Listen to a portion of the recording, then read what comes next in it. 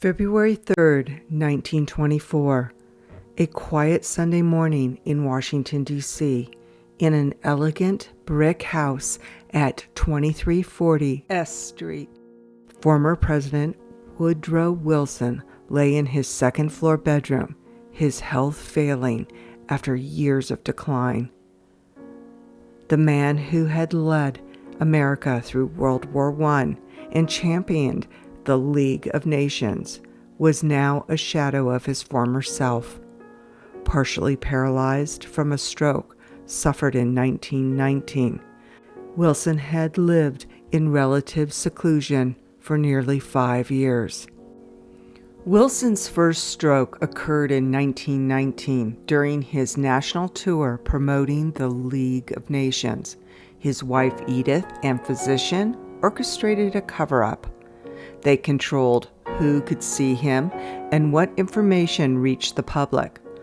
Only a small circle knew his true condition, including his severe paralysis on his left side. His cabinet was kept largely in the dark.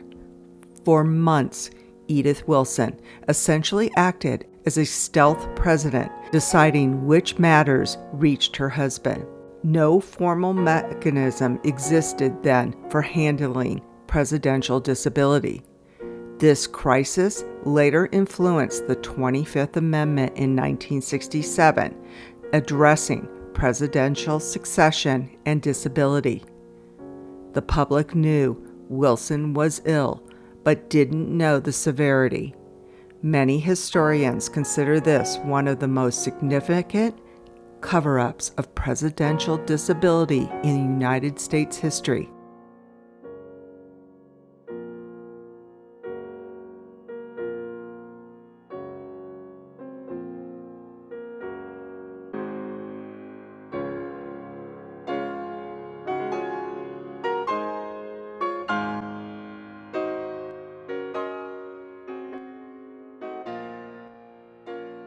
His wife Edith had become his proctor, his connection to the outside world, and essentially his proxy president during his illness.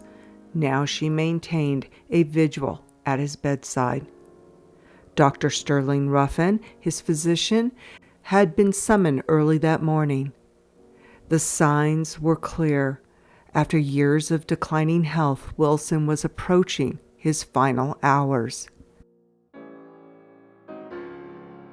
It was a far cry from the dramatic leader who had shaped world events.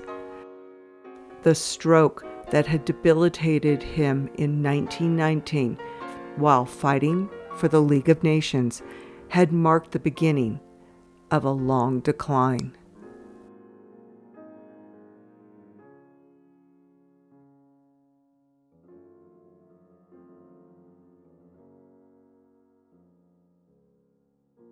At 11:15 a.m., Wilson's breathing became labored. His wife, Edith, and Dr. Ruffin were at his side.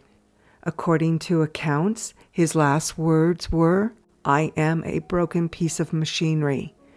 When the machinery is broken," he never finished the sentence.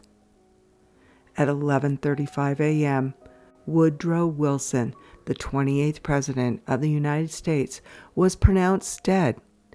The official cause: stroke and heart failure.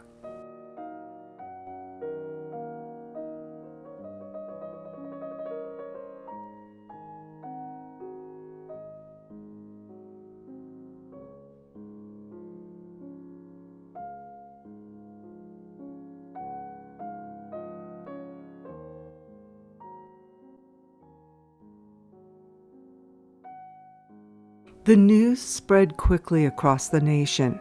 Despite his years of seclusion, Wilson's death touched Americans deeply. He had led the nation through World War I and helped reshape the international order. In Washington, flags were lowered to half-staff. Congress suspended its session. President Calvin Coolidge ordered all government departments closed in mourning. Unlike many presidential funerals, Wilson's arrangements were relatively simple, reflecting both his Presbyterian background and his wife's wishes.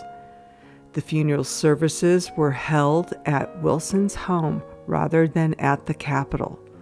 On February 6, a brief private service was conducted for his family.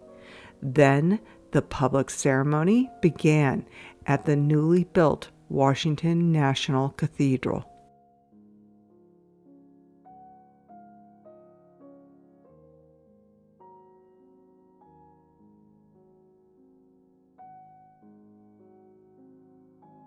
The funeral procession wove through Washington's streets. Thousands lined the route, standing in respectful silence as Wilson's flag-draped coffin passed by.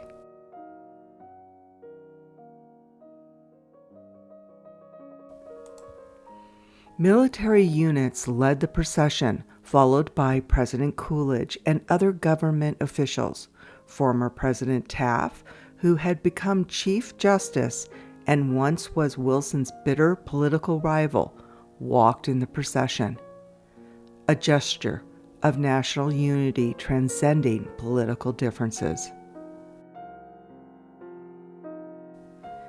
Inside the cathedral, the service was simple but dignified.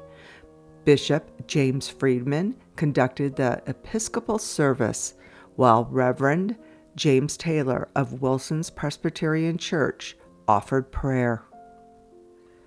Outside, an estimated 10,000 people gathered, unable to enter the already packed cathedral. They stood in silence, paying their last respects to a president who had transformed American foreign policy. After the service, Wilson's body was taken to the small Bethlehem Chapel in the cathedral's crypt. It was a temporary resting place. He would later be reinterred in a permanent tomb within the cathedral.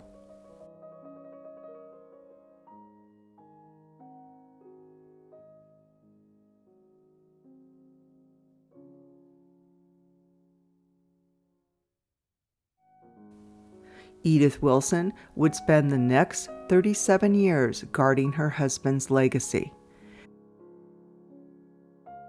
In this footage, Edith is at a dedication of a statue of President Wilson that was unveiled in Wilson Park in the Polish city of Poznań in 1931. It was later destroyed by the Nazis during World War II.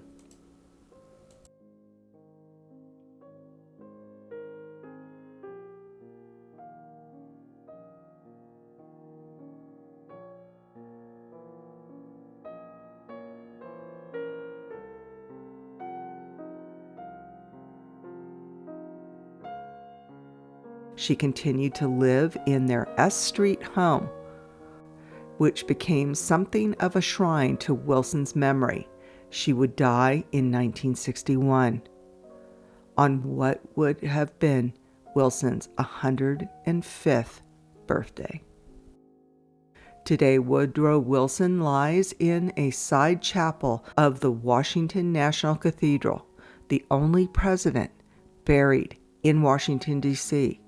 His tomb bears a simple inscription reading, Woodrow Wilson, 1856 to 1924. Through his dream of American membership in the League of Nations died with him. His vision of international cooperation would later be reborn in the United Nations. His death, in many ways, marked both the end and a beginning. The house on S Street, where Wilson spent his final years, is now a museum. Visitors can see the bedroom where he died, preserved much as it was that February morning in 1924. Woodrow Wilson, a scholar, reformer, wartime president, peace advocate, died a broken man physically, but his ideas and influence would long outlive him. His death closes one chapter in American history, but his legacy continues to influence international relationships to this day.